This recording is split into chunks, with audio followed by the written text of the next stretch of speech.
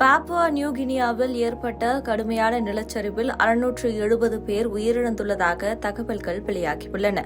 மண்ணை தோண்ட தோண்ட சடலங்கள் கிடைத்து வருவதால் உயிரிழப்புகள் மேலும் அதிகரிக்கலாம் என அஞ்சப்படுகிறது. பாப்புவா நியூ கினியாவின் தலைநகரான போர்ட் மோர்சிபியிலிருந்து 660 கிலோமீட்டர் தொலைவில் உள்ள யம்பளி கிராமத்தில் கடந்த 25ஆம் தேதி நிலச்சரிவு ஏற்பட்டது. நிலச்சரிவு காரணமாக நெடுஞ்சாலைகள் துண்டிக்கப்பட்டதால் மீட்புப் பணியில் தொய்வு ஏற்பட்டது.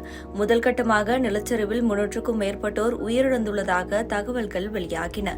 அதேபோல 1182 வீடுகள் மண்சரிவில் புதைந்து போய் உள்ளன. மொத்தமாக 6க்கும் மேற்பட்ட கிராமங்கள் இதில் பாதிக்கப்பட்டுள்ளன. இந்த நிலையில் இன்று காலை வெளியான தகவலின்படி மொத்தம் 670 பேரின் சடலங்கள் மீட்கப்பட்டுள்ளது. தோண்ட தோண்ட சடலங்கள் கிடைப்பதால் உயிரிழப்புகள் மேலும் அதிகரிக்கலாம் என்று அஞ்சப்படுகிறது. நிலச்சரிவு ஏற்பட்ட கிராமங்களிலிருந்து வரும் ட்ரோன் காட்சிகள் நெஞ்சை பதற வைப்பதாக இருக்கிறது. பெண்கள் தங்கள் உறவினர்களை தேடி கதறி அழுகிறார்கள். இதுகுறித்து பிரதமர் ஜேம்ஸ் மராப் கூறுகையில், மீட்பு பணிகள் குறித்து சம்பந்தப்பட்ட அதிகாரிகளுக்கு தேவையான உத்தரவுகளை பிறப்பித்து வருகிறேன். உயிரிழப்புகள் குறித்து முழுமையான விவரங்கள் இன்னும் வெளியாகவில்லை. அது கிடைக்கும்போது பகிரப்படும் என அவர் கூறியுள்ளார். அது மட்டுமின்றி நிலச்சரிவில் தங்கள் சொந்தங்களை இழந்து தவிக்கும் குடும்பங்களுக்கு எங்கள் இரங்கலை தெரிவித்துக் கொள்கிறேன் என அவர் குறிப்பிட்டுள்ளார்.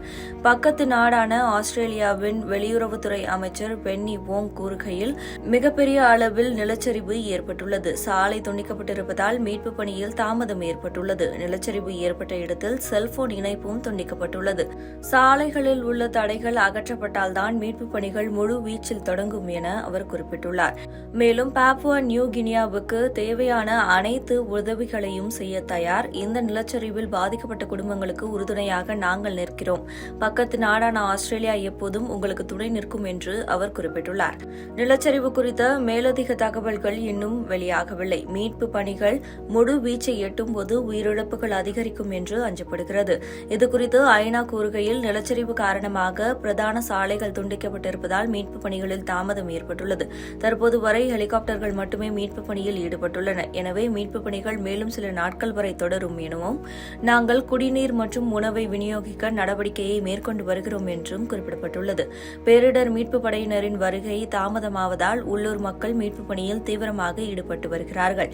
வீடுகள் 8 மீட்டர் ஆழத்தில் புதைந்துள்ளதால் எங்கு மக்கள் புதைந்திருக்கிறார்கள் என்று தெரியாமல் மக்கள் எல்லா இடங்களிலும் தோண்ட தொடங்கியுள்ளனர். கூடுதலாக மீட்புப் படையினர் தேவைப்படுவதாகவும் அவர்கள் கூறியுள்ளனர்.